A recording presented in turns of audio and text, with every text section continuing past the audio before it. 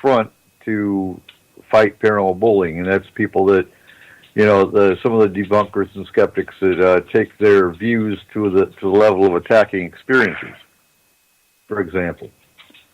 So again, we have our astral team. We have our astral school that's coming up on the 10th. We have extended care team. We have that school coming up in April. And I'm getting clarification here. And then it'd be nice if we could find additional scientists and psych specialists, just basically to strengthen the team unity. Get a lab team going? Well, that'd be nice too. And a lab is something we'll be working on eventually. Yeah, what is our protocol? So say somebody has a hair sample that they want to give to us. Are we going to collaborate with a team or a private lab, or is there a specialist that we have? So right now, if we use, for example, we have an evidence kit that was put together by our scientist. He's a microbiologist. And if we were to get Bigfoot hair, Bigfoot feces, anything of that nature that needs to be examined by a private lab, we would mail it to our own scientist for him to check out and test in his own lab. That way, evidence doesn't just disappear, like is so common. Tends to do that. Uh-huh. Okay. So, I kind of have an idea. Okay. Like, what if, so this is a big if. What if we can obtain some, say, Bigfoot DNA? What would happen if, say, I decided to take a little sample and submit it through one of those 23andMe or Ancestry? The DNA. It'd be kind of curious what came back, wouldn't it? Right? Ian Malcolm would show up, and he would say, you were too busy thinking of whether you could to know whether you should or not. Oh. Yeah, I probably should not do that, but, I mean, how neat would that be? I mean, what kind of result would that be? That would be neat. Well, and the interesting thing is, Megan, is that there is mitochondrial DNA that many times is found in these Bigfoot samples as well. So we're talking potentially, Earth females, hominid females involved in this mix as well. I've talked with Melba Ketchum recently about this. Matter of fact, I think Dr. Ketchum is going to come out again and do some more radio shows recently about this whole idea of how the Bigfoot DNA has been scientifically analyzed. And so that's a fascinating subject. As a matter of fact, if there was any way that we have that capability here on Forest Moon Paranormal, it'd probably be a good idea for us to give contact information to someone who might be listening tonight, maybe, and has or has heard of some evidence out there of Bigfoot hair or feces or what kind of a DNA sample they might have. How would they get it to Forest Moon Paranormal? Well, what I want, too, is, if you know of a UFO landing site, I would love to go check it out. Because, K2 meters, Geiger counters, things of that nature would be ideal evidence to show off-world craft. And like I said before, the easiest way to contact us is to look for us on Facebook. You just look for Forest Moon Paranormal on Facebook, join the group.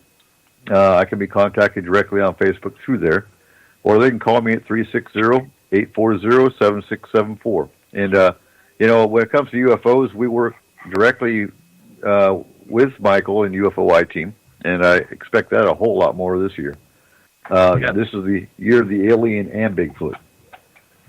Yep. I will say for that. Go ahead. If you don't know your poop, like your feces, Google it before you send it to us. We don't need that many bags of poop coming to us, Well, real quick. So when you're looking at least the difference between bear and a potential Bigfoot, quite often you'll find in bear, not to sound gross, and same with coyote. A coyote poop often has hair in it. It's not metabolized correctly. With bear, you'll find seeds. You'll find again hair because they don't digest properly. You'll find berries. They don't digest properly. If it doesn't have seeds and hair and things like that in it, it's potentially Bigfoot. Yeah, I like, and then make sure you check your shapes. That is a big thing.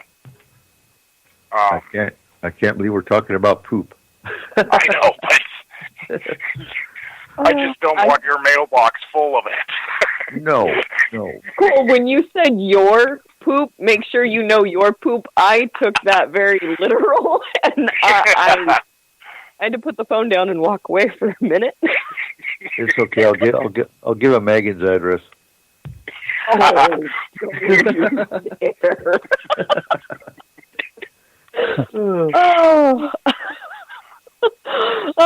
just drive it over. Chuck it on your door. Okay. No, I'll give him the P.O. box. That way the concrete post office could deal with it. Oh, no. Oh. Yeah. Email correspondence would be much appreciated before sending any type of scat or excrement. And if you have questions about it, send us a picture. That's the best way to start. Yeah. Agreed. And, freezers, Ziploc bags and freezers are great. Because what we have is as sterile as you can get. We have test tubes, we have tweezers, we have Q-tips, we have and everything's sterile. It's been recommended and approved by our scientists to keep from lab contamination, things of that nature. So and that's. So we have about 25 minutes left of the show, and I want to talk about FMP, what our capabilities are, what we do.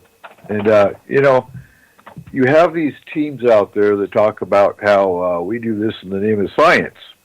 And we'll talk about that for a second, because what a lot of these people consider science is not science. Running around with an EMF meter and getting a voice captured on an EVP isn't science. Would you agree with that, Michael?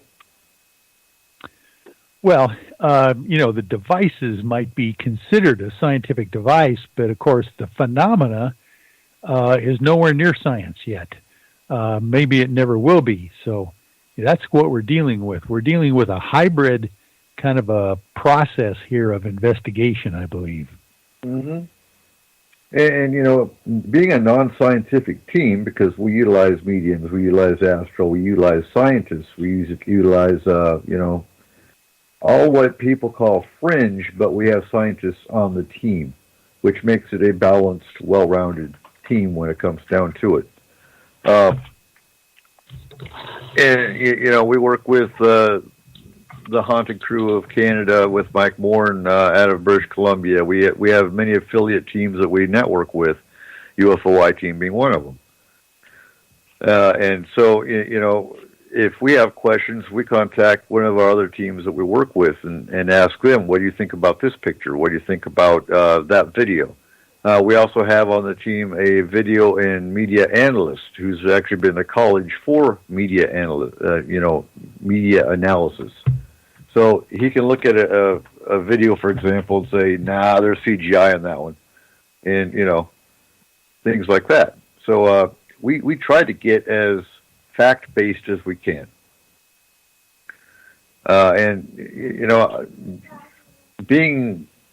Having military background with half of the team, integrity comes first and foremost. And I've been asked about, being a vet and having been to combat. The paranormal really doesn't scare you like it would a non-military team. Wouldn't you agree, Megan? I would agree. However, I'm going to throw my husband under the bus at this moment because when I researched down in Yuma with our paranormal group down there that we were first attached to, he was bait. My husband was just straight up bait. He got attacked, he got whipped, he got scratched, he got spit on by a entity, and yeah, I can't explain it. He's just bait, and he's just like, nope, no more. I can't handle it. I mean, he has no qualms tromping around the woods. He has no fear, but the second I bring up a boots on the ground investigation, he gets this look, and he's like, I can't do it. I can't do it. Because his thing is, he doesn't, well, I'll edit this for him. He says he doesn't like stuff he can't see. And that's what gets to him. Because if he can see it, he can deal with it. But if it's stuff he can't see, that's his little tick. Well, yeah. But I'm totally fine with it. I'm fascinated by it. It will be a lifelong thing for me. And, yeah, I just have to giggle because my husband's a very large guy. And for him to be like, no, it's just, I find it comical. And I love him. And it's going to be, cause, so for our listeners that don't know who we are, really, I'm 19 and a half years Army, got medically retired. Megan and Dan, her husband, are both former Marines. Once a Marine, always a Marine, Semper Fi, and all that stuff. Triple Crins.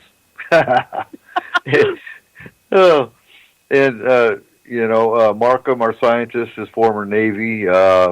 Tony, our astral team lead, is former Army. Sarah, our medium and astral team, is former Army. So, we're I don't think I'm missing anybody. Stacia was prior Army. Okay, Stacia, I always forget. I'm sorry, Stacia, if you're listening. Yeah, she's in Hawaii. She's not local. And Brent, our other astral. Brent is former National Guard. Navy. Navy. I'm sorry. Oh, yeah, I'm messing up here. And William is joining the Army. We want to congratulate William. He's leaving our team temporarily while he joins the Army. He's going to be a combat medic, be our registered EMT when he gets back. But yeah, and I'm excited, and hopefully they're listening. But there's the Military Paranormal Network that we might be working a little more with. I'm not sure where they're based out of. I actually just started talking to one of the guys on the team here about, I guess, 3-4 days ago. So hopefully we'll be hearing from them, and they're excited that we're all vets and run an emergency response team. So it'd be cool working with them a little more. And thank you all for your service. I wouldn't change a thing. I'd do it all over again. All of it. All of it. After change the latrines? I wouldn't change a thing. I'd maybe take that part out, like changing out the latrines. I'm good without that. Well, you know what? I'm gonna say this. There's nothing worse than the smell of burning urine. I've done that. I did it. Oh yeah, I had to burn and stir urine, and it was awful. But it has to be done. So we had details that would have to go do that, and yeah. And there's Brent. Brent, I'm really sorry I butchered your service. Brent's in the chat. He's part of our astral team. And I think we did great for our first show on Night Dreams Talk Radio. And hopefully our listeners, our new listeners on Night Dreams will love the show. I'm telling you, we have a panel on every show. We pick apart our topics. We have fun doing it. And we're all friends on this show. Any questions you got, by all means, jump into the FMP group and ask them. Once I figure out the technical side of how we're linked into Night Dreams, we'll figure out how to do the chat and the question and answer and all that. And looking forward to this year. And I know we're early. We're still talking. The show's not over. But I expect good things with this network. is going to be great. It is.